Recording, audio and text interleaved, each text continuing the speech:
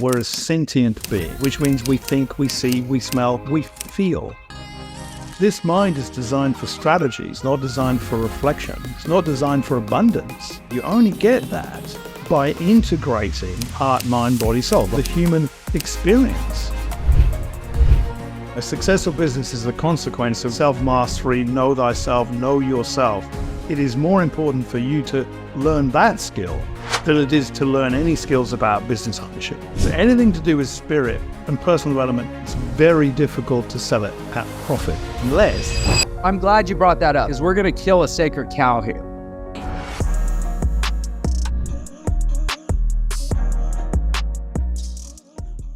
Welcome to another episode of Unlock Your Potential. Jeff Lerner, your host. Always so glad to be back with you, having amazing conversations with amazing human beings. Today, I am joined by my friend from down under, Mr. Ed Andrew.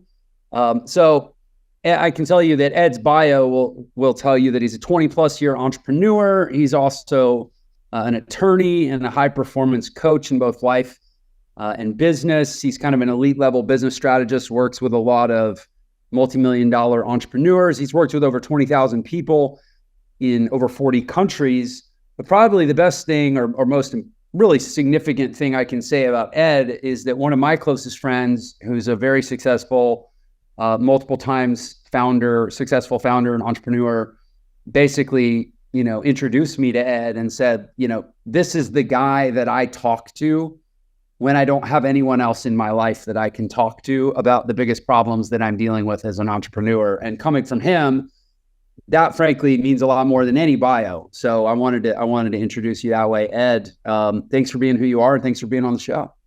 Jeff, well, thanks so much. And let's, just on that point alone, I think how many conversations have we had with entrepreneurs, all different fields? And the one thing they say, that particularly the men say, I don't have anyone to discuss this with. I don't have anyone because my friends I can't talk to about it. I can't talk to my wife or my kids. They don't understand it. And it's such a lonely place, isn't it? Yeah, that's a really interesting, I think, starting point. I don't know the exact number, but I'm gonna go ahead and say that probably 60 to 80% of the audience of this show are entrepreneurs and or becoming entrepreneur, kind of like starting that phase of their life. Obviously, a lot of people come over from Entre Institute to follow the show. So I think that's something we can call out. Like especially if you're just getting started, like it is a lonely road, or I should say it can be a lonely road. And who is that person? Because you're right. Like with your spouse, you can really only have the challenging conversations to a degree because A, they're often not in the business, and B, a lot of times you don't actually want them to know how much you're struggling with something, right? Yeah, absolutely. And then your friends, especially if your friends are not entrepreneurs, I mean, you might as well be speaking Russian in, Zambia or something. Like they just don't compute. Yeah. Or they think you're bragging. Yeah. I mean, the friends thing's an interesting one because, like, if we reflect on our successes and failures in life as a business owner, you're going to have plenty of both, right? It's definitely not a one-way street. And if you think about it, I remember this profoundly, right? I was sitting in a pub in Sydney on the water in the harbour, and I was about to jump on a plane to London, and I just sold my company about 6 months before, and I'd walked straight into another one. I mean, literally, I'd already been working 16-hour days before I sold it into the next one, which is really not a good thing to do to start with. But anyway, I was sitting there, and my wife was she was 6 months pregnant, and we had a 15-month-old, so really, really, really young family. And they said, why are you going to, because moving back to the UK to build this business out there in Europe? They said, why are you doing this? You are risking everything that you have, and you don't need to work again, right? You're done. So why are you doing this? And I said, how old were you, by the way? I was 41, I guess, something like that. Okay. Like around for early 40s. So it was like 5 years ago, right? No, yeah, I wish. And I said, because I'm going to go and I was building a tech company. I'm going to build $1 billion business. And that's what I want to do. It's not about building the $1 billion business. It's about the opportunity to go and build that. And I think this is what the world wants today. And I said, well, what happens if it doesn't go right? If it doesn't work out? I said, well, I'll just come back and that'll be it. And, guess what? It didn't work out. And there's the interesting thing. And I think about that conversation a lot, Jeff. It's like, what part of me didn't listen to them? These are my, great friends saying, why are you doing this? And I think that on reflection, if I'd had a mentor at that time, because my father died when I was 30, and he was a banker, he was a businessman. He wasn't in my life, and and I was 10,000 miles away from home. I didn't have someone say to me, "Why are you doing this?" And even if I did, would I have been able to let the ego go at that stage of life? It's an interesting reflection. So let me ask you this then, though, in that, because somebody. I mean, I'll just use myself as an example. I work more hours now than I have ever in my life, even though 5 years ago I sold my last business. And for like at least a few weeks, I was actually retired. Like I was like, this is cool. I don't have to. It's nice to not have to. And yet here I find myself 5 years later working more hours than I ever have in my life. And I love it. I wake up in the morning and I wake up at 4 and like I like brush my teeth at Roadrunner speed because I just want to get to it, right? The whole thing. And people ask me why, like, why are you doing this? And to me, it's not the $1 billion company or the whatever, my particular target it's the only way I can figure out to become the person who's able to do the thing that I'm trying to do. The only way I can figure out to become that person is to actually do the thing that would require me to be that person. And so I'm curious for you, like if in looking at that experience, okay, so you struck out to become the person that could build the $1 billion tech company. And instead you became the person that could fail at building the $1 billion tech company. But that person's probably still a much more sophisticated, intelligent, experienced, evolved person than the person that had neither tried nor failed at building the $1 billion tech company. So was it, I think, how do you reflect on it in hindsight then?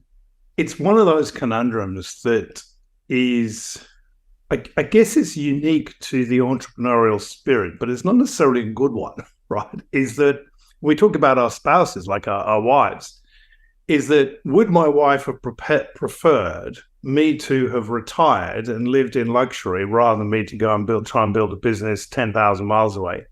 Absolutely. No question about that. And I think then that's sort of the biggest reflection on that, to answer that. And then what else will you have done? Well, I would have done something else, but I probably wouldn't have done it so immediately with such a young family. And now when I work with people and the question is, and they're all high-flying, successful people. They don't really need money anymore. They're pretty much, the money conundrum's mainly solved for them. They just don't recognize that, right?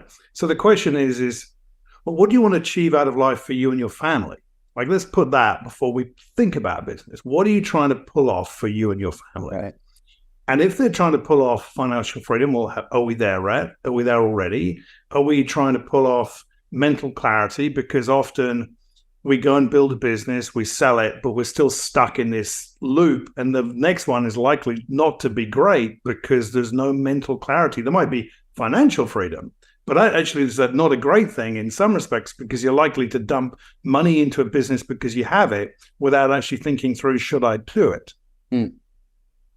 So I think that the reflection there is when we ask the question, what is it we want to achieve out of life? And if I'd asked myself that question 10, 12 years ago, it would have been, well, financial security, which I had, but I want to help people. And so then the question would have been, well, how do you want to help them? Do you need to build this thing, which has got so many warning signs? It's going to require so much capital in a market which has never been done before. Like, there's a lot of risk in that. So is that the opportunity that is the right one for you to pursue? I think when we reflect, it sort of comes down to that, because the reality is I would have probably thought, no, I wouldn't have done it. But then on the other side of it, this is the unique thing about the entrepreneurial spirit, is that there are so many incredible learnings. I mean, I pitched to a room where there was over £1 billion of investment, sitting in front of me, and you got 8 minutes to tell them what you want. They could give you some of their money. It was an incredible experience, very exciting, and has led me to all of the work that I've done since then. So from that point of view, it's just a stepping stone. But could I have been better? Absolutely. Well, so I think we're sort of highlighting the distinction between, call it the entrepreneurial life and the non-entrepreneurial life, which is, yeah, I hear what you're saying. Like maybe in that particular case, that business, based on your priorities and your opportunities, or your priorities and your options at the time, that wasn't in hindsight the right one. But that's not because necessarily because you succeeded or failed at it. It's because, again, based on risk, based on priorities, based on your family, there were other things.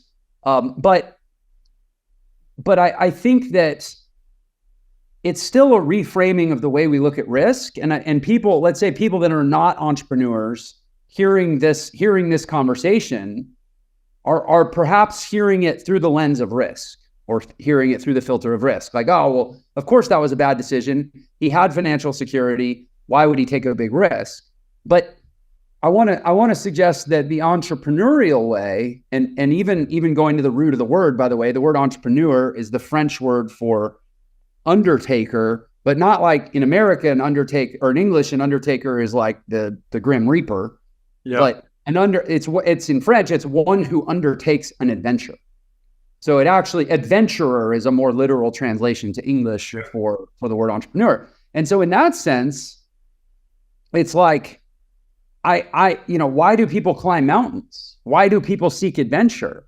It's not because it's definitely not a risk calculation. You are obviously much safer not climbing a mountain. You do it because you want a life that you're not going to look back on with regret.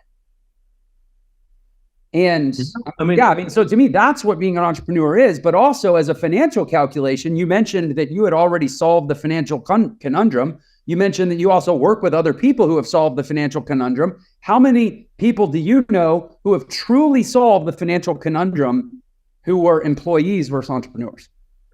Well, that's a good question. The only ones I know who are either doctors, lawyers, or bankers. Because if you look at the areas where you're going to make real money, which is comparable to owning a business, it is professional services, dentists, doctors, lawyers, surgeons, that type of thing. But even in those, it's going to take a lot longer, especially lawyers and doctors, because you're going to spend the first 20 years paying off debt.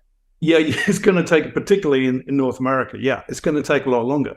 So I think it's a really interesting question, because I also work and have worked with a lot of executives because ultimately they're still in that high flying sense. And I say to them, they say, I say, what do you want? And they say, well, we want out of the rat race. We want to go and live in the country and have a farm, or, just chill out. And I say, well, you own 4 houses. Why are you not doing that? Because financially, right, they can do that, but their financial benchmark is their peers living in a city with mortgages and flash cars and all the rest of it, right? Because that's what they're competing against. That's what they're being judged against. But if you sold one of those, like you sold your principal one and kept the other 3, and then moved to something and put a couple of $1 million in the bank and have your ranch, then you're getting mental freedom with financial freedom. Yeah. Right. But it's really hard for them to do that. But again, you mentioned, so that's bankers, doctors, lawyers. Doctors and lawyers, I actually agree. If I look at my landscape of the world that I've navigated, I don't actually experience doctors and lawyers having that much freedom.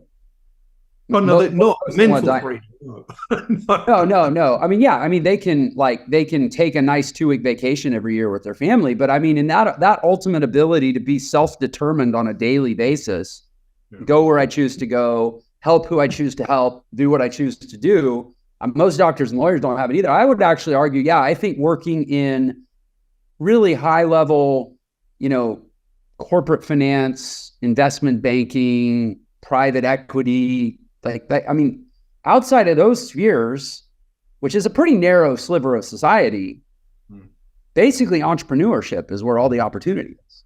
Yeah, but there's a little marker on it which is really interesting, and I find this mindset really interesting because you and I both love looking at how human behavior works and psychology and how I met this lady who's an incredible lady, and she is a Navy captain, so she's in the Australian Navy. She's also Muslim, so she was the first woman of faith to reach captain, which is like it's one under a star rank in the Navy, wearing a hijab, right? So incredible. And that woman, so the incredible difficulty in reaching that. And I think, if I'm right, she's the only one in any Western defense force to have reached that rank of faith, right? However, here's the thing, it's the interesting thing. She had accumulated $10 million worth of real estate assets by the time she retired.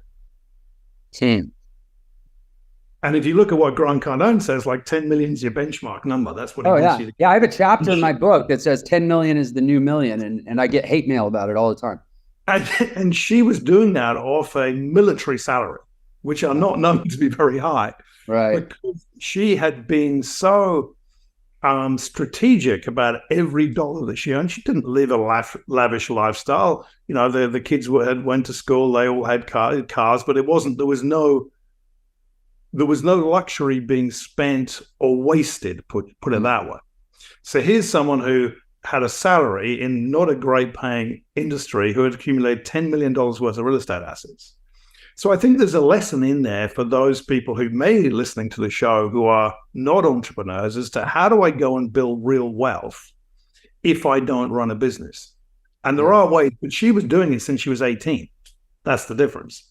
Well, yeah, I totally agree. And it's funny because this is like the conversation inside of Entre, my education platform, where we're always trying to, students come in and they typically think like, okay, I want to make money. I want to make more money. I want to quit my job. It's usually like a financial pain point in their life. And then they connect the dot of like, oh, I should start a business, but I want more flexibility and less risk than I associate with a traditional business of like, I don't know, owning a hot dog stand or a car wash or something. So I want an online business. That's people think, oh, an online business, that'll be less risk, more flexibility. And so then, and it's sort of that's sort of like an oversimplified mindset of like, I need more money, I need more flexibility, I should start an online business, right? And so we actually take the time to unpack that conversation, and we have a concept that we call a success vehicle, which is for a lot of people likely will be a business, right? But your success vehicle, or we sometimes also call it a surplus vehicle, is that like basically we teach that and this is, I would say this to virtually anybody in the audience listening to this right now, you have to identify something in your life that over a reasonably short period of time, like within, let's say, a matter of a few years, maybe 5 years, probably not 10, you can accumulate sufficient leverage to like lever up the value of your time and your earning potential to create true surplus, because the average raise, at least in the United States, is 2.3% a year. And the long-term inflation rate is 3.3% a year. So working a job, by definition, you get over the course of a 40-year career, you actually lose whatever income salary you started out at over the course of the average 40-year career. You have 49% less purchasing power after 40 years than you did the first year you entered the workforce, based on the difference between the average raise and the long-term rate of inflation, where you're actually losing buying power over time. So like if you don't find some success vehicle, and so in the example you described, investing her extra income in real estate, that was her success vehicle. And there's 4 incomes. As a practical matter, there's only 4 ways you can make money in this world. You can make it as an employee. You can make it as some kind of a contractor trading time or services for money on a limited basis. You can be a true business owner, or you can be an investor. And so the way we teach it is you got to figure out within those 4 income types, what am I going to identify as my success vehicle, and how am I going to get to surplus so that I can unlock an opportunity for wealth. Anyway, so that was kind of a long explanation, but that's how we view the world. And I think you make a really good point, which is it's not limited to traditional business ownership. No, and it's not linear. And I think one of the, as you highlighted there, is that one of the problems we get in life is we get into this very binary linear mindset of you have to do this or that, like, job, education, career, mortgage, It's like, it's very linear. But it doesn't work like that. It doesn't work like that. And, you can see people. I remember working with someone who was, making several million a year, earning several million a year, corporate executive, lost their jobs because, they're not secure at that level. Right. Right? New CEO, usually the whole C-suite, the whole executive team gets axed. You got 3 years, right? Yeah. In this day and age, 3 years. Maybe a CEO, hopefully you've got longer, because the impact in 3 years is really hard. But the reality is, he said, I need to get another gig paying X, Y, and Z. A few $100,000, $500,000, $1 million. I said, do you know how much you spend a month? And he said, no. I said, suggest you sit down with your wife and figure out how much your bills are a month. I had no idea. Mm-hmm. And this is where I think that, a good entrepreneur, one who is likely to have more success than another, understands financial literacy. We take risk, okay? There's risk. We understand that. But in terms of when you're running a business, you know what comes in and what goes out. If it doesn't come in, you can't spend it. Right. Right. If you're making $1 million a year or $2 million a year in your, or $500,000 in your corporate job, you're probably spending far more money than you need to, because you're wasting it. Yeah, right? I think this is why it actually, we started this conversation by talking about mentorship and really who are your friends? Who do you talk to about these things? Yeah. I think this is one of the reasons it's so important to actually have an entrepreneurial circle that you run with, because when you hang around entrepreneurs, I'm saying if you're an entrepreneur, hang out with, have other entrepreneurs. If you're a real estate investor, have other real estate investors in your life, right? But like when you're with entrepreneurs, like one of the things I say all the time, and this credit to, this is an Alex Hormozy soundbite, is like, wealth is not a number. Wealth is a ratio. It's a ratio of income to expenses. That's all wealth is. And you say that to an entrepreneur and they're like, hell yeah, and they get excited. Like you tell an entrepreneur, yo, I just moved into a smaller apartment. I just cut my overhead by $500 a month. And they're going, way to go, man. You just got wealthier because you shrunk the denominator of your ratio. You hang out with the average person and they're like, oh, must be hard, like, well, times must be tough or something. They're not like happy for you.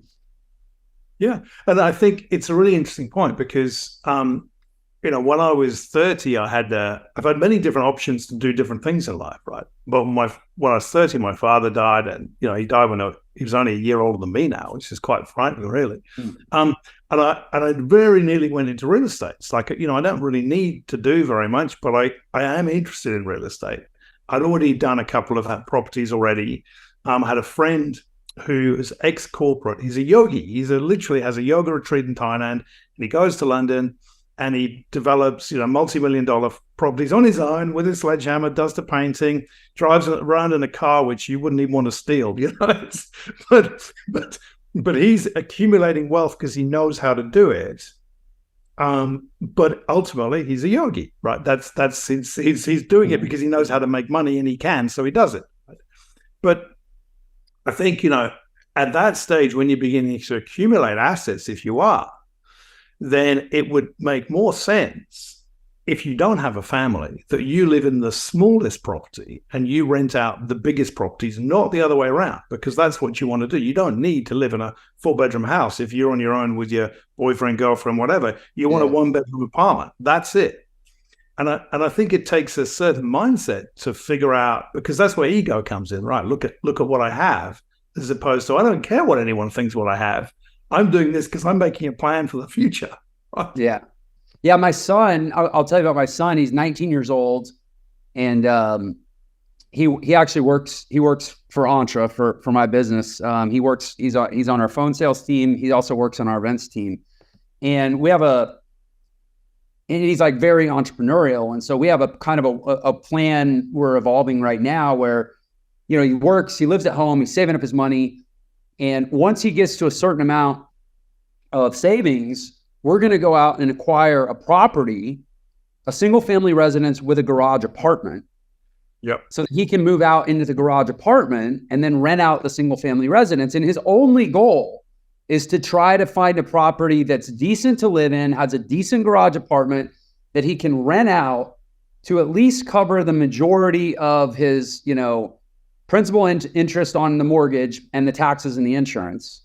Yeah. And basically just try to get his rent covered and then build equity. And that's his play. And he's at an age where, frankly, his friends are getting their first jobs and, they're spending it on souping up their cars and doing, muffler deletes and buying $200 sneakers and trying to look flashy for their girlfriends or whatever. And I just we keep coming back. He keeps coming back to center of no, I want to play the long game. I don't want to be the typical 19-year-old. I want to make decisions right now in acknowledgement of the 40 and 50-year-old version of me. I want to be thinking about that guy. And I'm like, yes. That's very switched on, but that comes down to parent. I mean, it comes down to a mindset and also parenting. I mean, if you come from nothing, there are many people I know, entrepreneurs, who literally come from nothing. I mean, incredible poverty, and that's driven them for a very long time. But that drive also has got them into trouble later. But that's a slightly different story. But in order to be exposed to that, you've got to see either something you hate so much you want to get away from it, or you see something that's the life I want to live. And that comes from the people. But we go back to the conversation of who's around you. Like you are, right. You've been in that space your entire life. You've witnessed extreme wealth and you've witnessed nothing, right? Yeah, I was a jazz musician for 10 years. I definitely know how to be poor. And look, you can have a lot of fun being a jazz musician, but it's not fun to be poor, right? Right. It's not a good place to be. So he witnesses that. But you could have two kids, one who sees that and takes that path, and the other one who doesn't. It's interesting as to what connection they make. And so, when we're trying to work with, one of the people I was working with, he had a complete disconnection with his son because the father came out of absolute poverty. And still the only one, I think, in the family who's actually got a degree ever. And he's now got 5 and he's a professor and he's written a book and all these other things. But he had this disconnection with his son because the son wanted to skip out of college and he couldn't understand why he'd want to do that. It's like, this is the only opportunity. But the thing is, the son had been brought up with wealth and privilege. Right. He always had a roof over his head, always had food. The father hadn't. So the father's still living the life he'd experienced when he was 16, 15, 14. The kids had never seen that. Yeah. So I think this is a really good segue. And first of all, I took the implied compliment about my parenting. I appreciate it. But it is a proud parenting moment. It's like, awesome. My son's been paying attention. This is amazing. But yeah, let's kind of segue here into a lot of the work you do. Like the first time you and I met, it was not, hey, come be on my podcast. We actually decided to have each other on our podcast because we had this really good conversation, and we're like, we should, how can we become better friends? I don't know. Let's be on each other's podcasts and have more time to talk and hang out, right? But that original conversation is kind of what I want to transition to here, because I think it ties in with what you're talking about, where I know you do a lot of work around the psychology, the mindset, even the trauma, the growth of the entrepreneur. And I'm wondering if we can kind of just switch into that territory, because if I really think about how best to serve our audience here, I mean, you're totally right. Like, we enter into the workforce basically as a product of our juvenile conditioning. Mm-hmm. And then we figure out pretty quick, I think most people figure out pretty quickly, the workforce is not set up for my abundance. Yeah. It is set up to extract my time and my energy and my production for someone else's abundance. Yeah. And then we have to try to wrestle with our demons and our fears and our risk tolerance and our traumas and our insecurities. And I'm wondering if you could kind of maybe dive into that, like speaking to the audience, do you have any sort of general theories of how people can maybe self-assess, or how people can maybe prepare themselves to make an entrepreneurial pivot, or maybe just how you help people reconcile the shit they're trying to work through and cast off so that they can break through? Because usually, I mean, every entrepreneur eventually, in my experience, tends to run into a ceiling based on their past experience. The dog wants to get out. Give me 2 seconds. So I'm going to come on. Yeah. That's all I got to do is open the door. Yeah. First things first, of course. I knew this was going to happen. It's like my wife and daughters are out with their horses, and I've got the dogs, and it's like they're going to be wanting to get in and out of the office. They want to be here. They don't want to be here. But let me start by framing that question. It's a great question. Is that in my experience, first of all, like a woman's mind, a young woman's mind, is fully formed, prefrontal cortex, by the age of 18. So neurologically, physically, anatomically, biologically fully formed, fully developed being at 18. A man, from what I understand by neuroscience, is 26, 27. Like it's a full nearly 10 years later. And the last thing to click in is the ability to forecast long-term consequences. Yeah.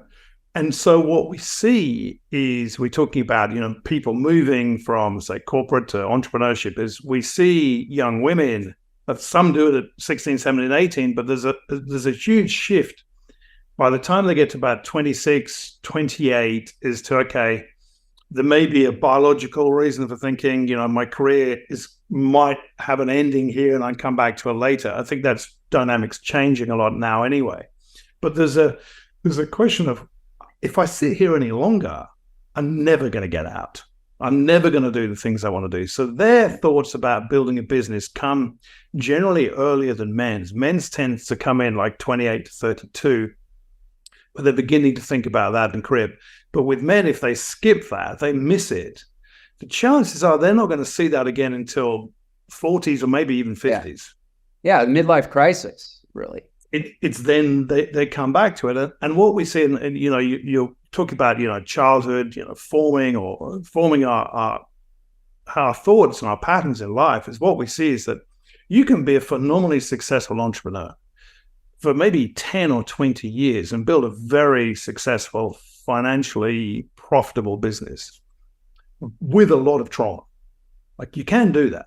The problem is that if you push that down so hard, it will come and get you. And it's going to generally come and get you at the time when you can't handle it. So when your business is under stress, maybe you're getting to a stage where, your body's breaking down a little bit more because you're boozing too much, or maybe you're taking recreational drugs because you're not as happy as you think you are.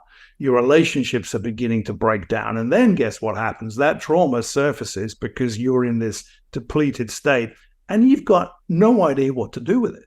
And to be clear, growing a business will test you. Like, you will get to a point where you are tested. Like, it's almost without, I don't know anybody, whether they succeeded at building a business or they failed at building a business. Either way, they got their ass kicked at building a business. And that's going to happen to you many times in the iteration of, even if you only have one business in your life. Yeah. And the thing is if you can't handle that situation, you don't have the resilience or the awareness to say, I need help, right? Because what happens is when you start chasing, so what, we set up a business, and whether you're doing it at 20 or 30 or 40, it doesn't really matter. We have a mission, we have an outcome. Most of us have achieved that outcome within the first 6 to 8 years of building the business, right? And then what we forget to do is we forget to set the next one. So we're actually pursuing a goal we've already accomplished. Then we don't know what we're pursuing anymore. It's like, why am I doing it? I don't know why I'm doing it. So they then say, well, I want to sell my business because I've had enough of it. Well, actually, you probably haven't had enough of the business. What you're saying is you have no more creativity in your business. The business is no longer providing you with the fulfillment that you set out to achieve, right? And so then it's unpacking the language they use, because, strategy, tactics, levers in business for me is pretty simple. Like, I can look at most business and go, this is where the little weaknesses are. This is where the holes are. When you look at it objectively, and then looking at them and saying, well, do you know the language you're using about your business yourself? The patterns that you have. And when we get into that, it's generally because they've either had a failed business before, or they've witnessed mum or dad saying you're not good enough, or you'll never be a failure, or do this or do that, or there's a fear in there. There's an innate fear, which we all have as humans. Every single one of us has them. But unless we lean into that and really understand the reason why the business isn't working is probably not so much to do with the business and the market. It's actually about me and my governorship of my business. That's challenging, Jeff. That's confronting, because they are having to accept that actually the way that they are running the business, the way that they run their life, is actually the one that's causing the problem in the business. Yeah, you mentioned that 6 to 8 year time frame. I got to share. I mean, I have lived in such a profound way what you're saying. First of all, even as a messed up, psychologically conflicted, messy human, you can build a successful business. I did it in my 30s. I built a digital agency, is what comes to mind. And actually, frankly, even the business I built before that, it actually had kind of followed the same template. But over almost, it was in my 6th year is when I was like, I'm done with this. I'm sick of it. I want to sell it. Like, exactly like you said. But when I decided I wanted to sell it, and it was time to get it like valued, and they did their due diligence and they looked under every rock, there were major systemic dysfunctions in the business that were basically a reflection of me. Yeah. Like it was little inattentions to detail that had resulted in, they're like, I mean, now I have the benefit of hindsight. Like, I can see how certain KPIs, like churn in particular in that business, our churn rate directly correlated to minor detail inattentions that were reflective of minor detail inattentions in my own life, because I built my business like I built my life. And when it came time to sell the business, it probably cost me, like, I sold the business for $2 million. I probably should have sold the business for between 10 and 20. Yeah, there you go. But because I hadn't actually dealt with some of my stuff, I got a massive haircut on the value of the business. And then now in my new business, I went, I'm not going to do that again. I'm going to take on my stuff, and I'm going to have some of it was hard conversations with my wife. It was unpacking the past. It was making amends for transgressions. It was like stuff I had to deal with. And I see now that this business is way more successful than the last one, because I'm just a kind of a clearer person now. It's crazy. And I think that that's wonderful that you've learned those lessons. The thing is, I was talking to someone last week, one of my clients, and she said, I've changed my patterns. It's like, you haven't changed your patterns in 3 weeks. I can promise you that much. No, I'm good. It's like, no, it's you telling yourself you have, but everything I'm hearing is exactly the same.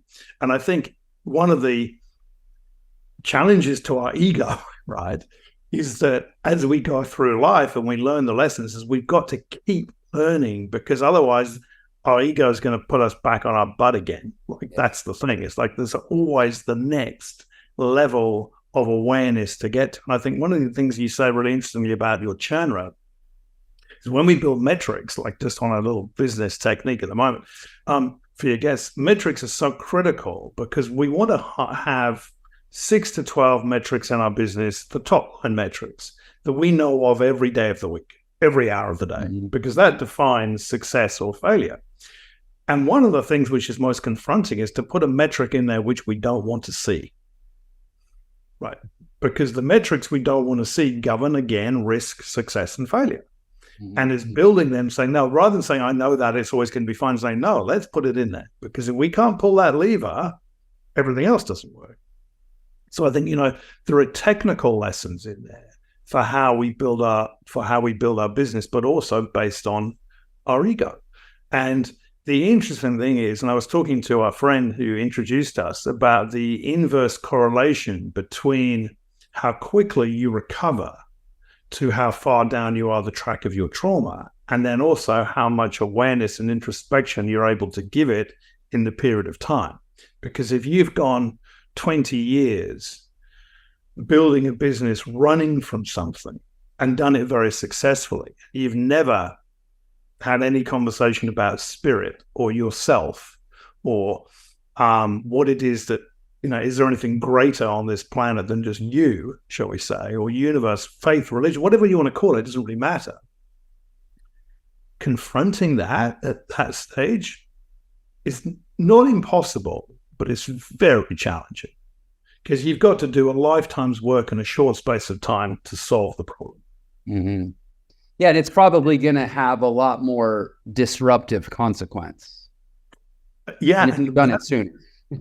And that's one of the things. And one of the things that I think is challenging and is really important to be aware of is when you're going through that level of transformation, even if you can do it quickly, is when your spouse, your friends, your family see you do that, they actually normally push away from it really hard. Because they say, you're changing and I don't like it. And there's a lot of friction in that change.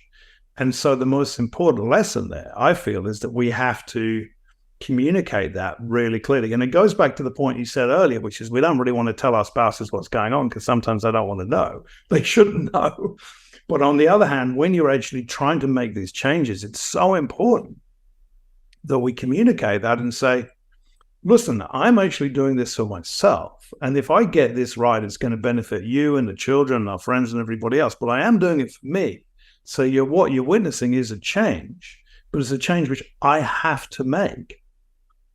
And when you can have that conversation, and you do that on a neutral space, you don't do it at home. You go off and go for a walk, or you go to a restaurant, you go to somewhere where there's no interference in that conversation. Then you still have to go through it. But at least they have an idea as to what you're doing, so you don't get that pushback from, I don't like it. Yeah, well, first of all, I think this is actually a really good opportunity for, if anybody's seeing this on YouTube, I know a lot of people listen to this on the podcast platforms, but if you're seeing a video of this, you might be looking at my background wondering, why isn't Jeff in the usual Unlock Your Potential studio? And for that matter, it kind of looks like, I don't know, did his wife kick him out or something? He looks like he's not, living in the nicest spot. There's a bed in the background. I got a suitcase, my protein powder on the bed. So I'm at a summer camp, as I mentioned this to you, Ed. And this is a camp that our, entrepreneurial education platform, Entre, we use this camp 10 months out of the year.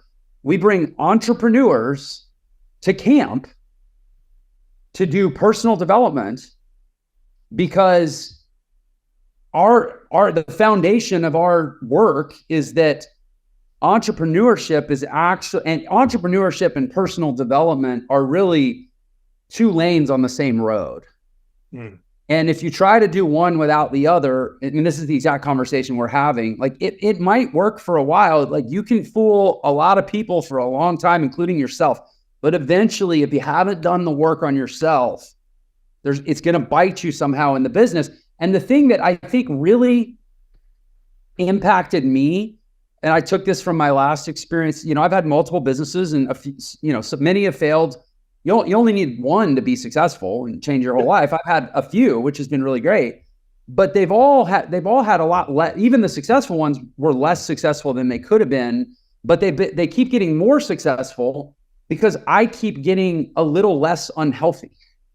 And so it's like, but that's because I finally made that connection, right? And so we just tell people on day one, look, if you're going to sign up to become an entrepreneur, go ahead and sign up to start working on yourself. But you're right, you end up having conversations with, and I'm like I said, I'm at a camp. There's dozens of people out there doing personal development work that just an hour ago I was out there with them, right? Because I love it. I love the energy. I love to be around it. But there's like a guy out there, for example, he quit smoking because he realized he enrolled in our viewpoint that if I can't maintain a discipline and build a delayed gratification muscle or reduce my need for escapism, or confront the trauma that is the void that I'm trying to fill with this behavior, like whatever. I don't know the mechanics of smoking for him, but he figured out, if I can't stop doing this, I won't be successful at building a business. And so for him, his first 30 days as an entrepreneur had nothing to do with being an entrepreneur. It was only proving to himself that he could not smoke a cigarette. Hey there, real quick. I just wanted to let you know, I have been concentrating a lot lately on providing tons of value to my text message community. This could be random thoughts. This could be letting you be the first to know about an event I'm planning, or a special I'm running, or a free training I'm hosting. Anyway, just shoot me a text to get subscribed. The number is 702-996-3926. Thanks so much. Let's get back to the podcast. Well, and to be honest, this is the work that we love, right? And this is why I love it so much. Yeah, exactly. You improve people's whole lives, not just their bank accounts. Well, the business is a consequence of them. A successful business is a consequence of them getting their stuff together.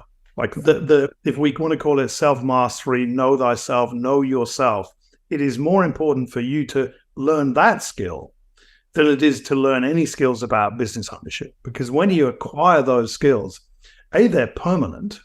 They stay with you for life. You've got to keep practicing, but they stay with you for life. What it does is it gives you abundance. And the true meaning of abundance is not, I can have a bit of this and a bit of this and a bit of that. Is you get health, wealth, and relationships. Yes, we're going to have challenges, but it means that we open ourselves up to opportunity, right? And we protect ourselves from risk. So the concept that we're saying is, if you understand and you learn these skills before you go into business, or as you're going to business, ultimately we're not going to see the type of egotistical corporate leadership that we see. We're not going to see the fraud and corruption in businesses that we see. We're not going to see so many, or hopefully not so many, fly-by-night, flash in the pan, buy this product, make a quick buck and get out before anyone realizes who you are. You're actually going to build sustainable, profitable businesses, and you're going to look after your people. Because ultimately, if you don't look after your people, you don't have a business anyway. Like, the amount of work which goes into replacing people all the time if you treat them badly, is the amount of energy is just too much. You may as well, you can do so much more by being good than you can by being poorly behaved. And I think, and it's an interesting place for us, because this is sort of where we started talking, a couple of months ago. Why is it that it's not taught so more widely, right? And what is the right place for that? Like, how do we go about encouraging people to self-leadership as business owners, as entrepreneurs, which are just as important skills as metrics, sales, marketing, product development, customer service? It's like, why is this not so? More and more people are beginning to understand. Let me be clear. I'm glad it's not taught, because Entre Institute's white space in the market was to start teaching it. So I'm kind of grateful, I guess, but I take your point for sure. Yeah. It's when we look at, you mentioned Hormozy, and, there's a lot of noise in the market. Some of which is good and some of which is bad. But for a young entrepreneur or a new entrepreneur, it's really hard to figure out, what am I trying to learn? What skill am I trying to learn? Because everything has been thrown at them about wealth. How you make 100 grand by doing X in 30 days. It's like, it's not real. These people who have done it have probably spent 5 years learning their trade in something else before they've been able to pull that lever. Right. And when we look at, if I look at, the world of online education, which of course is, you're in at the moment, is so many of your competitors don't even teach business skills, Jeff. They don't actually teach the skill of running a business. They teach a skill, which is how to sell a book online or do a course online. But there is no, what do you actually need to do to have a 5 or 10 year business? Yeah, it'd be like teaching how to build a house by only talking about installing windows. Yeah. Like, we teach you how to build, you're going to build this amazing house, and we're just going to teach you how to install the windows, and, like, don't worry, the rest of it just kind of fits around the windows. Yeah, or we're going to teach you a really high-tech smart house, but we're not going to tell you any of the how the software works or how any of the buttons work. So you're going to have it, but it's just like it's an empty shell. Yeah, you make a really good point. I mean, people are so drawn to the financial piece. I mean, this is the bane of my existence, right? Is like I was literally ranting about this with our marketing team this morning. Is like I've tried so many different angles. I talk about, developing skills that help you grow a successful business. They also help you in your relationships with your family, and they help you, navigate society. I've talked about, the discipline of being a successful business owner and how it can, finally unlock your ability to get in the shape that you want, or quit smoking or quit drinking. And like at the end of the day, always the only ads that actually convert are the ones that bring it back around to making money. And I get it, but like that is actually the lagging indicator of who you've become to build what you've built. And I get, I'm not going to change how people respond to ads, certainly not through this conversation, but I do hope for the audience listening, to your point, we can just once and for all dispense with the whole, like, how to make 10 grand in 90 days. Like, that is all bullshit. It's all bullshit. And it's worse than bullshit because it's a distraction and a destruction from what's real. Yeah. And I think, here's an interesting thing. This is, and this is to our friend, right, who we're talking about. And he has this concept of this thing called manufactured fame. But manufactured fame in his world as a marketer doesn't mean 10 grand in 90 days. It means through ad spend, you can develop a credibility that you might have the skills and the nous, but no one knows who you are, right? That's the difference between making a ton of money and not making a ton of money in this world is who you are. So we talk about manufactured fame, is how you use ads to create this sense of drama around you. But the interesting thing is, and he and I have had these conversations, both ways so many times, is that when I look at, and I've broken this down, I've done the research. If we look at the type of levers you have to pull in ads, if you want to sell anything to do with spirituality, should we say, or self-awareness, transformation, personal development, you can't do it with ads unless it is hypnotherapy, or there's got to be some certification which has some tangible outcome, like learn hypnotherapy, and then you can, have clients and teach them that. So that's tangible. Tony Robbins is got away with it, but he was doing infomercials 30 years ago, but they're on business. Like Tony Robbins sells business skills. He understands that in order for us to achieve, we have to understand our psyche, but he's selling business skills. No one else could go and do, Date with Destiny and be successful. This is not going to happen in this world because it's too vague, right? It's incredibly. So anything to do with spirit and personal development doesn't sell through ads unless it has a tangible outcome. It's too vague. Therefore, everything else is health, wealth, beauty. Like, how do we look better? How do we make more money? And even if we look at the pain and the desire, if we look at the three things which sinks the business risk, they're operational, they're financial, they're reputational. Same as us. It's just operational for us is health. We can't sell risk either because most people don't buy risk. They buy benefit, which is if you want to have, grow a $10 million business, this is what you need to do. The thing is, though, here's the other thing is that do people think long-term enough to think, yes, I want to know the skills of a $10 million business? No. And the research says, this is a really interesting thing, right? The reason why most of these ads running for online education is how to make $100,000 is because there was a bit of research, and I can't remember where it came from. So unfortunately, I can't give you the source, but it was that the most people in the US want to see $120,000 a year as an income they want is the safe income. Hence why everything is your first 10K, get to 0 to 10K or get to 0 to 100 grand, because that is what the vast majority of people want to earn. That is not abundance. Yeah. So I'm glad you brought that up. Okay. Because we're going to kill a sacred cow here. Okay. so this in 2000, I mean, a lot of this ethos around 100 grand a year, like the idea of 6 figures or 10 grand a month, like you said, that's the unlock for like this joyous life. Yeah.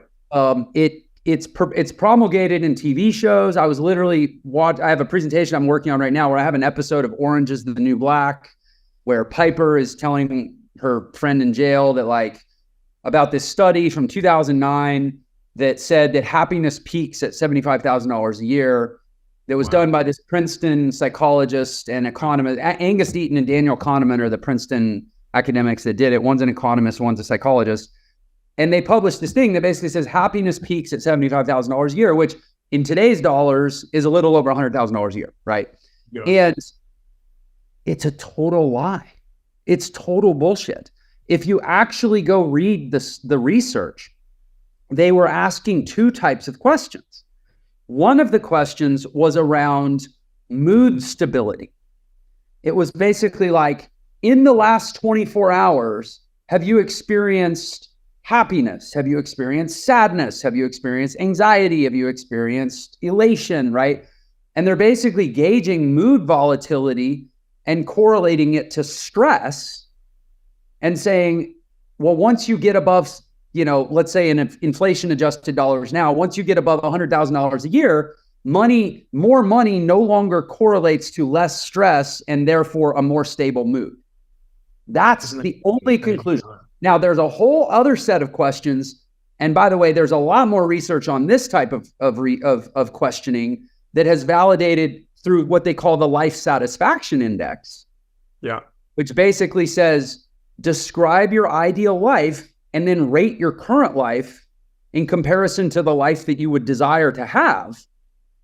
And there is a direct and uncapped correlation between money and happiness, or money and life satisfaction. More money, more life satisfaction. If you have $1 billion and I give you another $1 billion, you just got more satisfied with your life. It never caps. And society has taken this narrow conclusion and abstracted it out to be the entirety of the conclusion, when in fact, that's only talking about one little thing. And the actual research shows money directly correlates to life satisfaction in an unlimited way.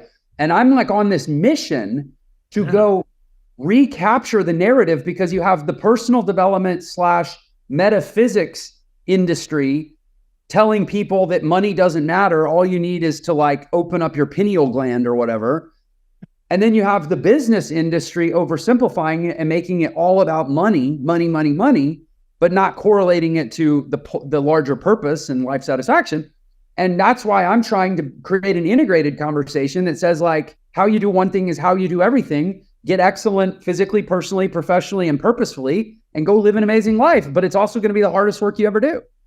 That's why I call my program The Business of Life. So let's talk about your program. Let's talk about your program. But it's just the reason I call that is because they're not separated. This notion of duality is what has got us so, it's post-industrial revolution. Pre-industrial revolution, we used our hands. We were valued for what we could create, right? Not about money. Industrial revolution, the world's automation, mechanization. It's about no longer creativity. We don't use our hands. We become disconnected from our heart because it's now irrelevant. We're only paid for what we think, right? That's it. Paid for what you think. Everything else is, when I first went to work, literally they would say, leave your emotions at the door. They're irrelevant. Seriously. And we're not going to go into the research as to what is this called humanity. But anyway, but the point being is you're paid to think. So there's a disconnection to heart. And if you disconnect from heart, you disconnect to source, faith, religion, spirituality, universe, whatever you want to call it. And if there's no integration between the two, you only live in this energy from the prefrontal cortex, which will burn out. Yeah. Right? If you don't practice gratitude or breath work or meditation, whatever you want to do, the heart has 10,000 chemical markers the brain does not have. It has memories and cells the brain does not have. You are not accessing your complete human operating system if you only operate from this space, because it has a limited capacity. Yeah. Talk a little more about that research. I'm familiar with what I think you're referring to, but about how the heart has a nervous, a memory, neurons and memories, and essentially it's got its own little mini nervous system. So the research I'm familiar with came out of HeartMath, the HeartMath Institute. Yeah, exactly. Which you're familiar with them as well. Yeah. And then, of course, you've got Joe Dispenza, Bruce Lipton, Greg Braden, all talking about neuroscience and our connection to the universe and quantum healing and all of these type of dynamics. But basically, it's really quite simple. Like we're an animal. We're a sentient being. You don't get a dog or a cow or an elephant only living in its brain because it will die very quickly, right? We forget that we're part of that cycle, right? So we're sentient, which means we think, we see, we smell, we feel, right? So when I talk to people, I say, I don't want to know what you think. I want to know how you feel about that. And I go, oh, feel? Okay. Because that's when we see the difference between a mistruth, which is the words that we say, because that's truth. What comes out of our mouth is true. The mistruth is whether our body is in alignment with those words. That's how we can pick up and say, I don't believe that. That's not true. I don't believe you believe that. Then there's a moment of reflection, but you don't get that reflection from the logical, analytical mind. This mind is designed for strategies, designed for math, 2 + 2. It's not designed for, how do I feel about this situation? It's not designed for observation. It's not designed for reflection. It's not designed for abundance. Opportunity abundance comes from the ability to see everything. So what we do is we expand the mind to every possibility. Then we can laser focus onto the one that we want, but we have a peripheral vision. And the peripheral vision tells us, well, there's something over here. There's a little red flag over here, or there's another opportunity here. Can I bring that in? Do I have time and space, energy, resources for that or not? Because otherwise you become back into this binary space, this linear space. And if you do that, you miss everything else around you. And you don't get that by staying in your cranial thinking mind. You only get that by integrating heart, mind, body, soul, the whole thing, the human experience. Yeah, and I'll tell you the biggest place that I've experienced this shift in business, other than just how I feel. Like I like the way I feel a lot better when I'm living a more integrated, aligned existence, obviously. But the biggest impact I've seen in terms of, let's call it external reinforcement that something is different because the world around me is behaving differently because I'm showing up differently.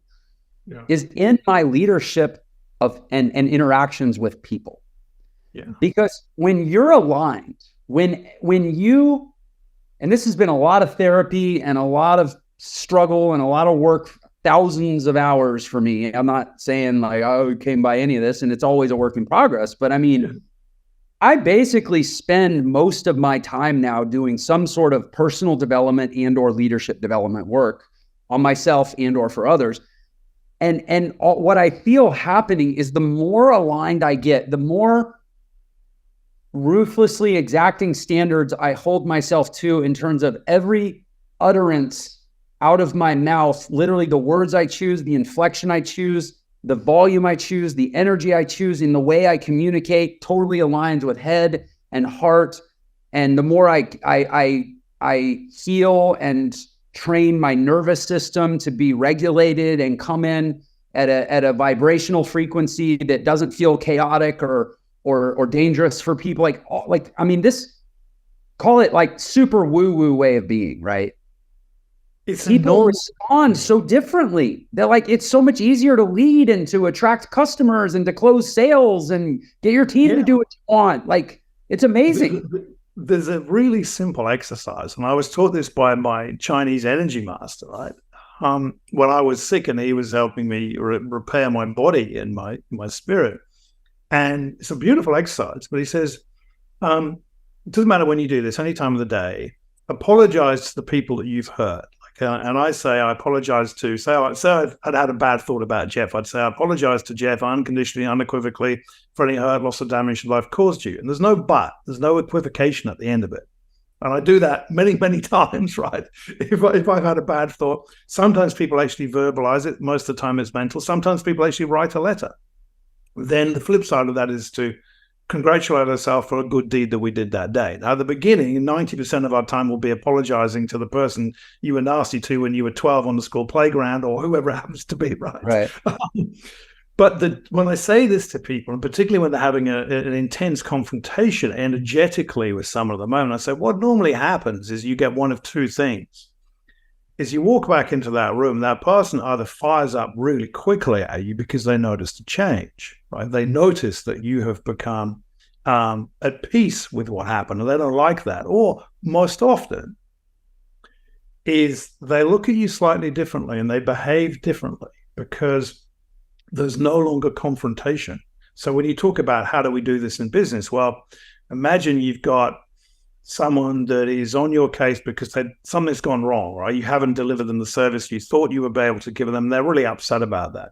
Now, you're anticipating an attack. And if you sit there and you let them talk and you're calm and you say, look, totally our fault, full accountability. What can we do to help you? In that tone, what can we do to help you? I'm sorry. It's very hard for them to continue venting for a very long. So guess what happens? You get a totally different outcome. I was talking to a client who has got a $40 million business, and he had to deal with some corporate execs who were really on his case, and he was going to fire up. I said, just listen to them. Just listen, say nothing. Right? Do your meditation before, do your breath work before.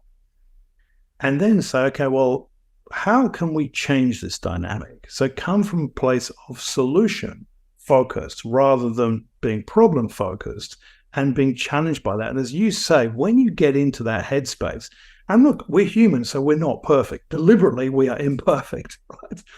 But the difference it makes in your business to the people that you employ, to how they solve problems for your clients, that's where we go back to exponential growth. Things happen very quickly at a hyper accelerated pace when they're all tapping into this same, we can call it vibrational frequency, but it's just an energy. It's just a place of, and I said this to, I think it was our friend a couple of weeks ago. I said, well, the one commonality I see between everyone who has succeeded in this space is they have this incredible sense of calm. If you listen to podcasts and you listen to people like Deepak or people like Jerry Colonna, they just have this incredible sense of calm in everything they see, regardless of the situation that comes in. And I think that is the space that if you inhabit that space, and it's not woo-woo, if you're looking for wealth accumulation, you're looking for happiness, you're looking for fulfillment, you're looking to, be the next big thing. If you can master that skill to have complete inner peace and calm, you'll get that, right? But it is a skill to be worked on. Yeah, it is. I mean, I've heard it said basically that ultimately the limits, your abilities to succeed or the limit on your ability to succeed is basically the limit of your central nervous system to tolerate the conditions of success. Wow. And that really, if you want to increase your ability to succeed, the number one place to start working is on your own central nervous system, your own equanimity, your own emotional equilibrium, your own ability to hold space and to hold peace, even in a state of tension, because there's always tension. Yeah. And that's that. And it sounds, I got to imagine somebody who's like, never operationalized any of this, and maybe they like just set up their first Facebook ad campaign or something. They're like, these guys are nuts or full of it, one of the two. And it's like, yeah, I mean, and if you don't take our word for it, you'll find out the hard way. Like you will your Facebook ad campaign, your customer acquisition cost will double overnight because of a hiccup on the platform or degraded ad performance or whatever. And you're going to find how tuned your central nervous system is. And and that decision is going to become your future. Like, do you just shut off your ads because you can't take it? Or do you have the ability to go in and figure it out and optimize your campaign, even while it's spending $1,000 a day or $10,000 a day or whatever campaign level you're at, setting you're at, while it's spending your money ineffectively and you feel like you're bleeding out, can you still perform? Well, and that's fascinating, because when I was saying that you can't sell personal development, what I mean by that is it's very difficult to sell it at profit on an ad campaign, because your cost of acquisition is so high when you're just selling personal development transformation, like, isn't right? Because it's so intangible. And because it's so intangible, that's why the cost of book call is so high, which means that your high ticket offer has got to be so high in order to sell at a profit, which is why a friend said to me, Ed, what you do needs to be done organically with a little bit of ad spend on the top. Because when you talk in your voice with how we solve these problems, you do it across lots of videos, and you throw a little bit of, in other words, effectively it's advertorial. It's not ad. It's content which has got ad spend behind it. Then you get your message out to the world, to those who resonate with you, and then they book calls. But if you try and force the ad spend on that, it doesn't work. But and to your point, but these people who say, well, talking about is nonsense. Well, go and do that. Go and spend your first $5,000, see how many dollars you make. Now, you might make a return on your investment by shouting at the screen and forcing these vulnerable people into your program. I can't remember how many I've seen who a year, 18 months later, those programs don't exist. Well, yeah, because nowadays you just end up with like 50 bad reviews on Trustpilot, and then nobody ever buys anything from you. Well, also, they're not. The thing is, I think the other thing is not only the message is really hard, but there is no depth to what they're selling. And the thing which I find staggering, and I don't know about how you feel about this, I've seen some 10, 15K high ticket programs, and it's like, I wouldn't pay $50 for those. Mm-hmm.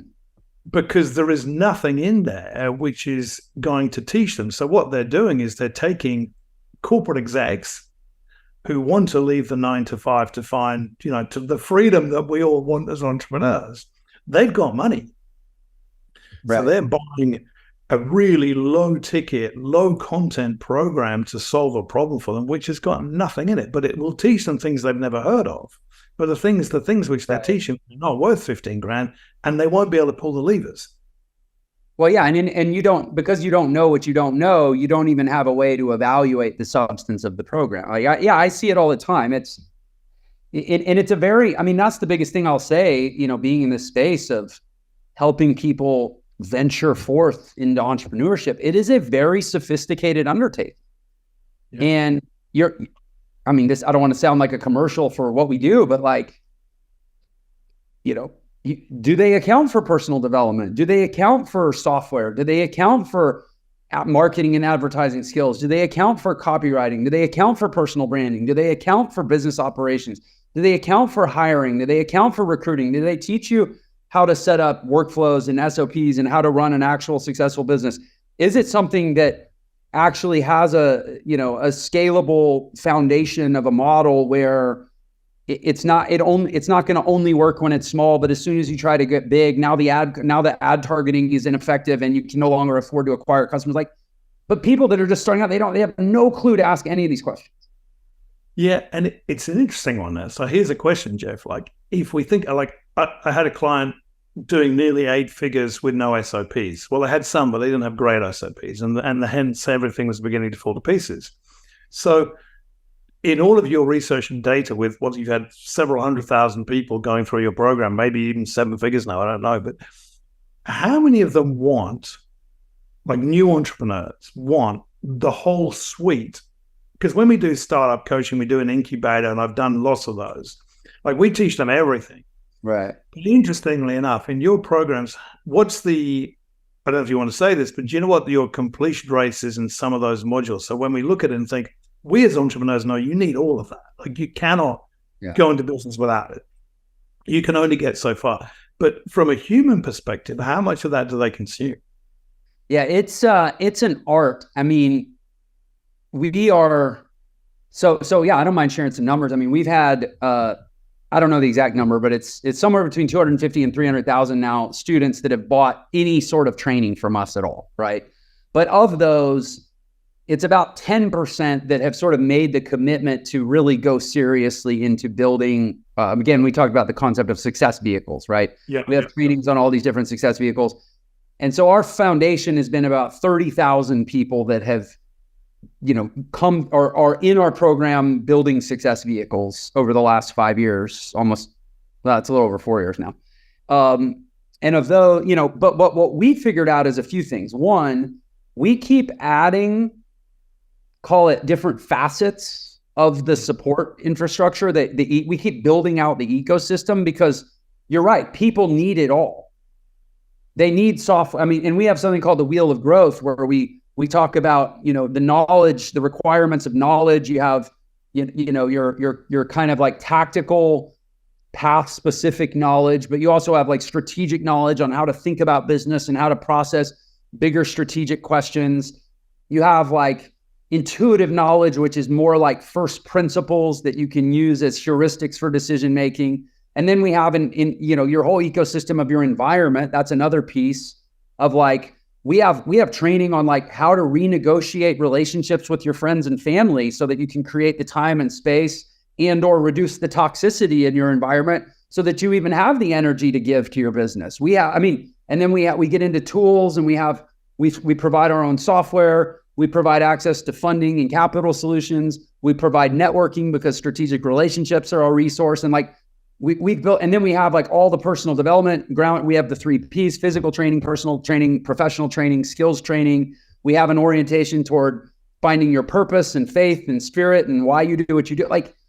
But that's where it's like, we've built out this massive ecosystem because people need all this stuff. But to your point, if you tell people on day one, it's a practical thing. It's like, if you run an ad that's like, hey, want to change your life, become an entrepreneur. Entrepreneur is the English word for adventurer. Come live life as an adventure so that you don't die with regret and a bucket list full of things you never did, and a family you could never afford to retire and take care of, and you end up, dying at Walmart as a greeter or whatever. That's what most people are on track for now. But to make this work, we're going to give you this and this and this and this and this and this and this and this and this. And like, people click off the ad. Yeah. They're not paying attention anymore. No. Because it sounds overwhelming.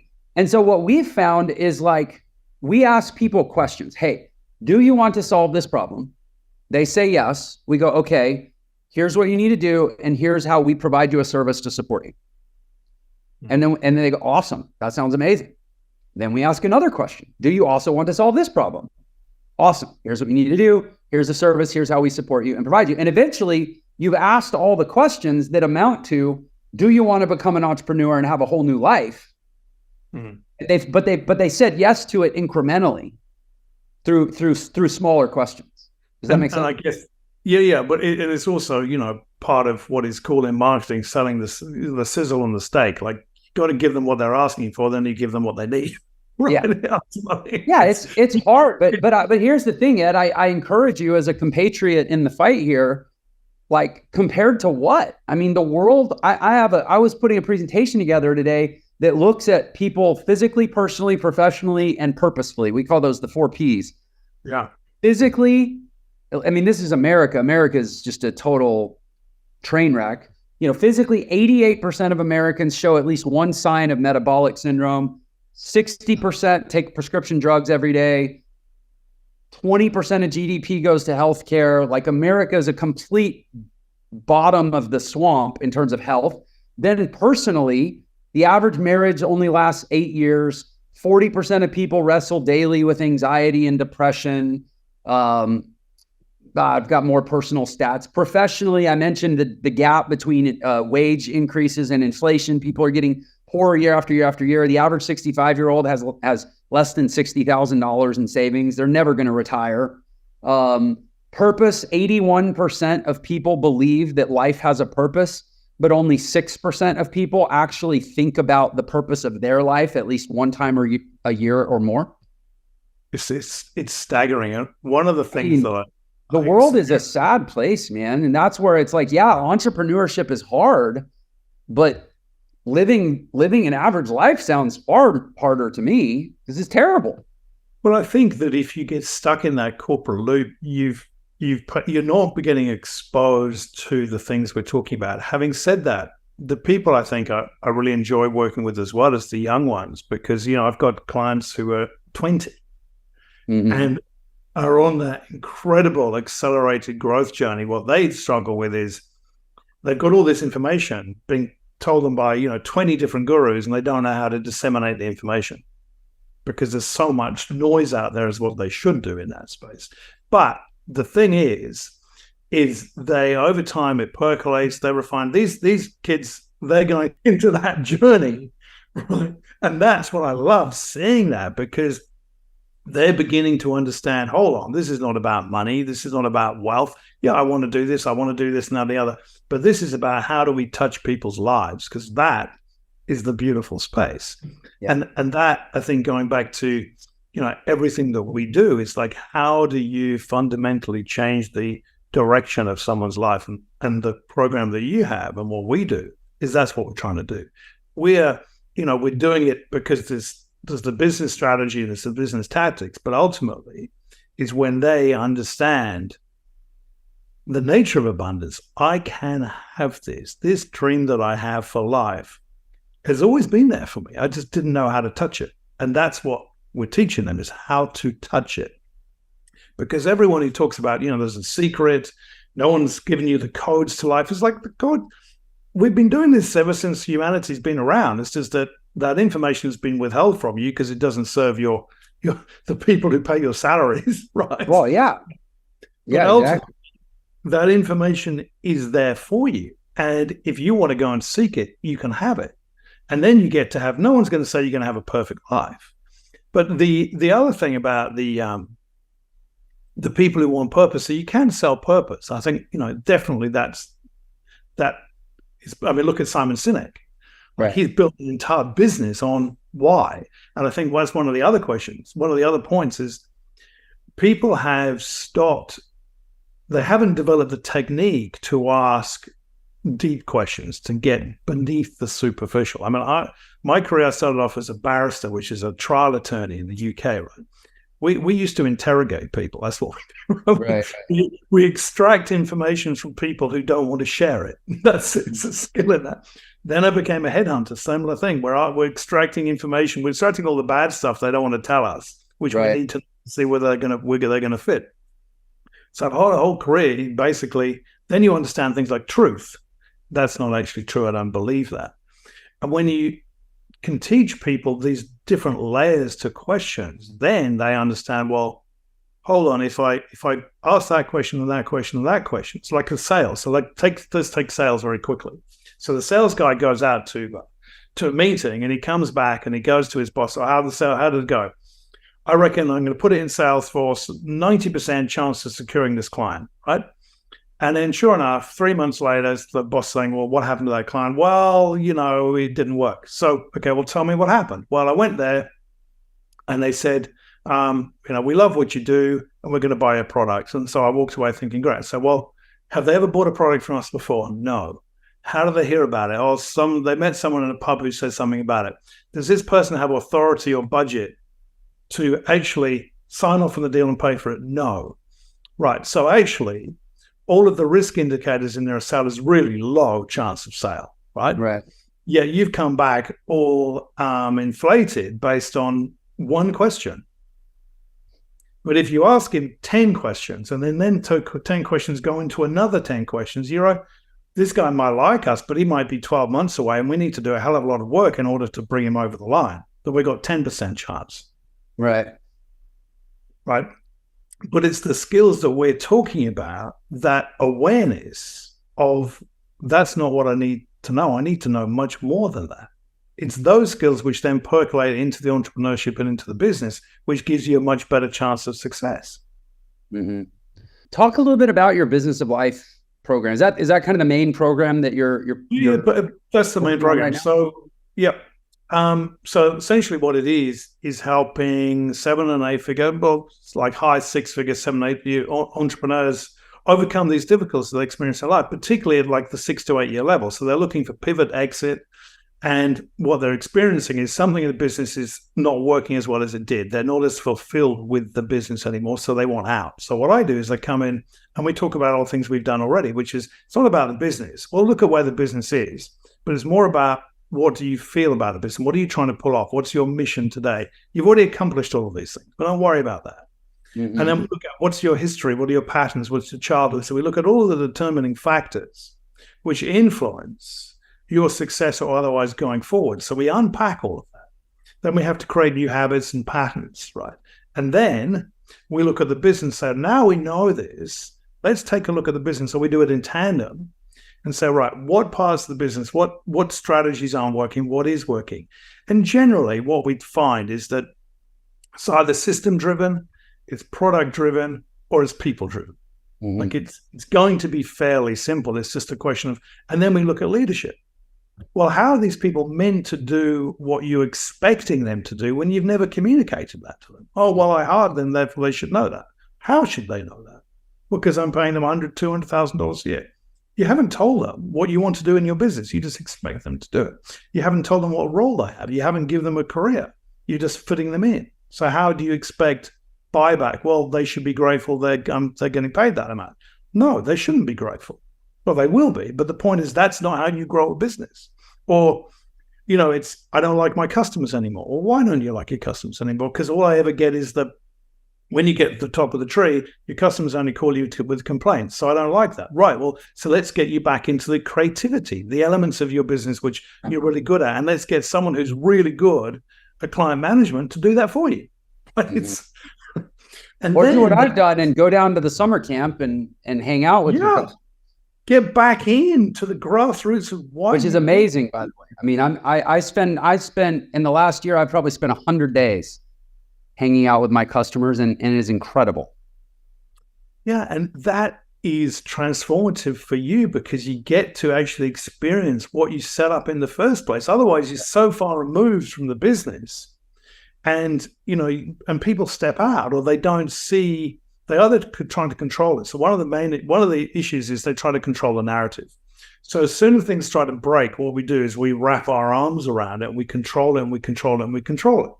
And ultimately what happens is there is no clarity, there's no opportunity, there is no abundance.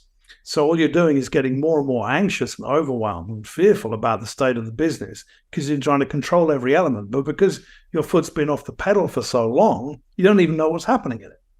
So you have this loop of what's actually going on.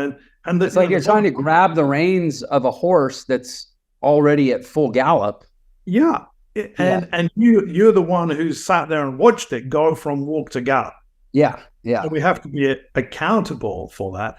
And then, some of them will actually sell their business because that's what they want to do, but they're selling it for a number they never thought possible because we just change a few things. We change their... Yeah, no, as you're talking about this, I'm like, oh my gosh, when I was at the end of my rope on my last business, the one I sold, and I told you it probably cost me $10 to $20 million.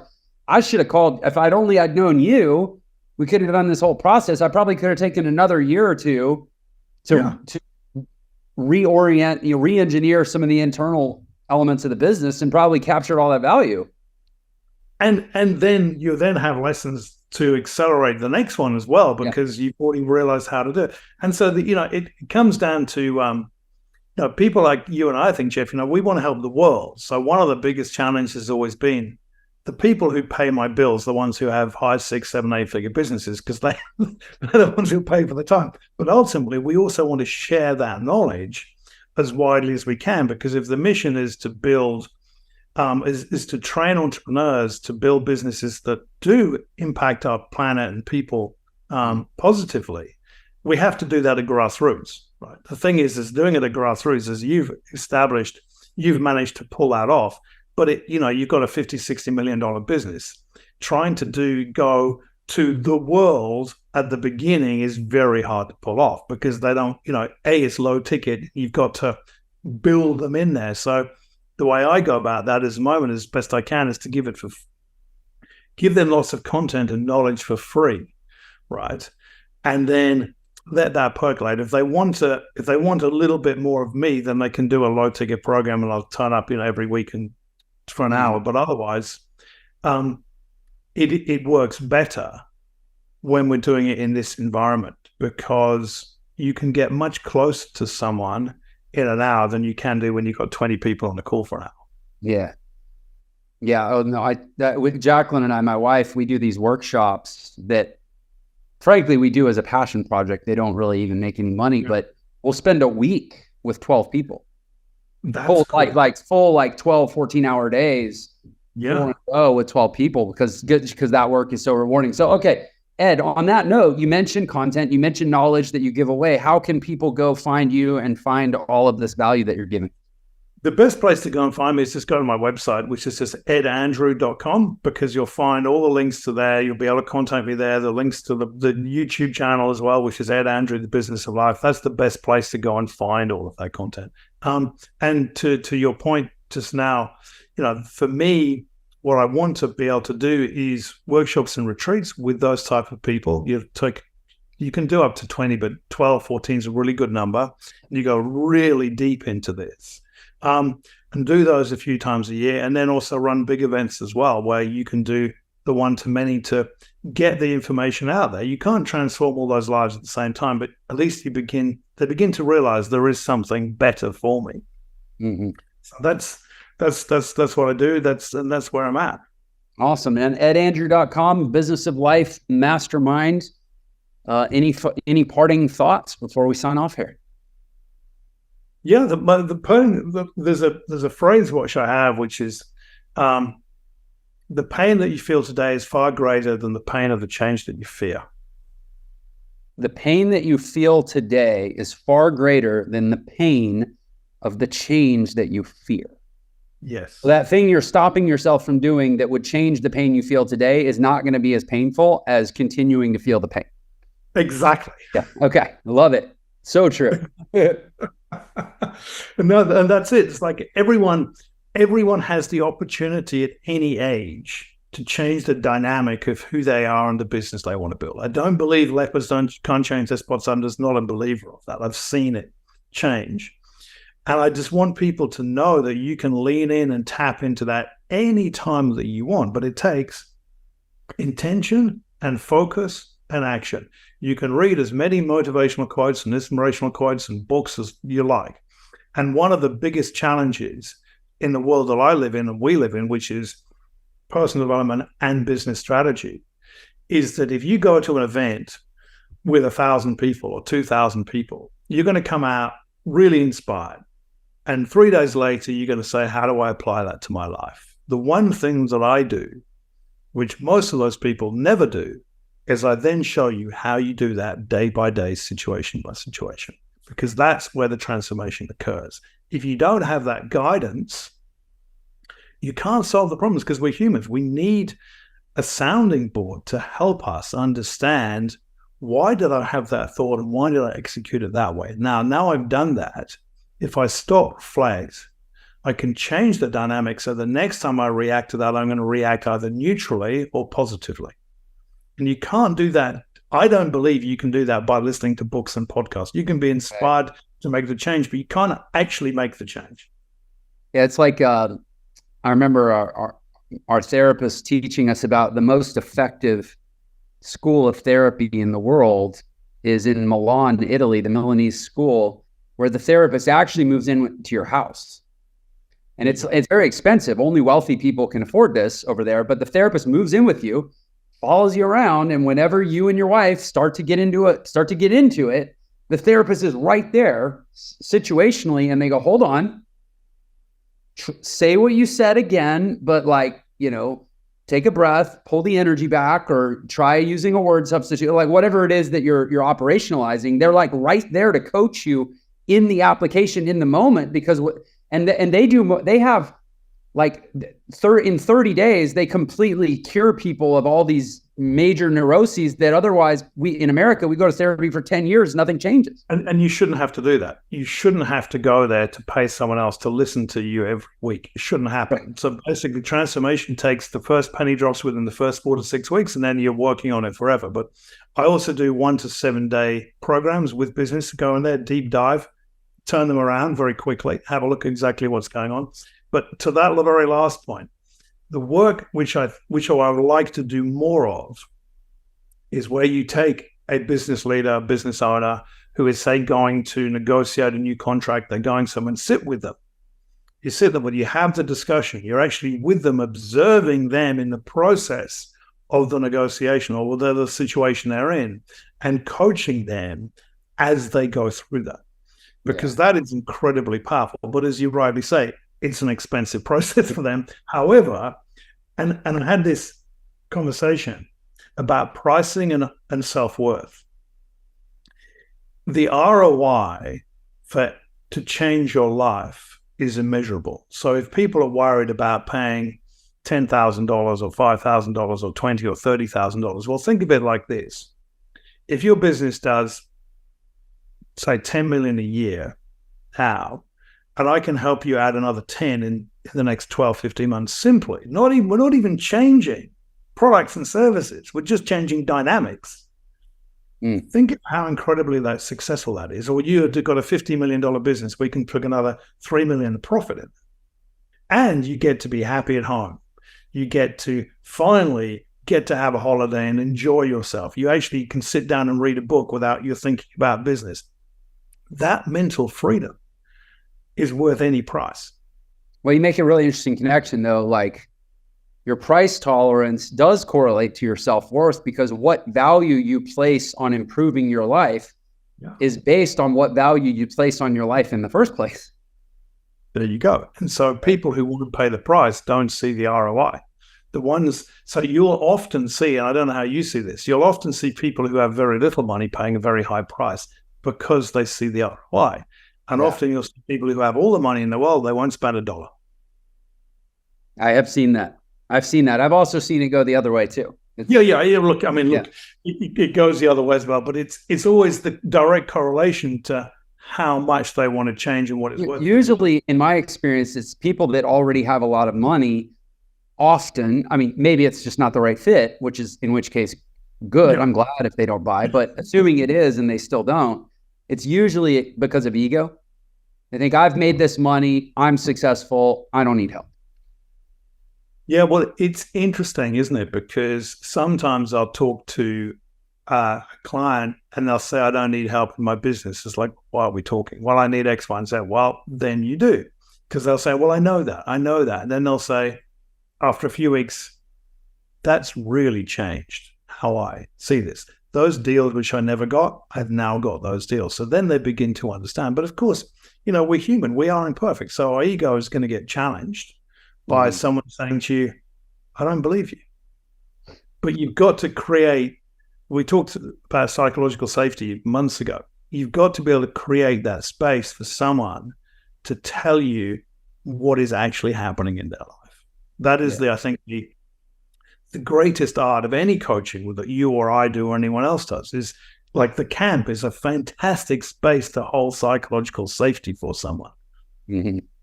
Yeah, it's a kids summer camp. Great energy. It's a kids summer camp, exactly. And everyone's got your back. Like, you need to have someone who's got your back, who's not going to judge you for what you say and do. Well, listen, Ed, unfortunately, we are out of time. I have got to jet, and this has been everything I hoped it would be. I'm coming on your show here pretty soon, I believe. 2 weeks' time, or less, 12 days, I think. Yeah. Awesome. Well, then it's not goodbye. It's just pause for now, and we're going to resume in 2 weeks. We will indeed. It's been a great pleasure. Thanks so much, Jeff. Likewise, Ed. I appreciate you. You've been an amazing guest. And of course, to the viewers and listeners, I'm going to tell you what I tell you every time. You're the best part of this show. You're why I do it every single day. I'm so glad we got to spend this time together. Until next time, take care. If you loved that episode, then you're definitely going to love this one. Check it out. When the voice and the vision on the inside is louder than all opinions on the outside, you're on your path of mastery. Give yourself permission to shine, not shrink. Give yourself permission to do something extraordinary, not ordinary. Because the true you is.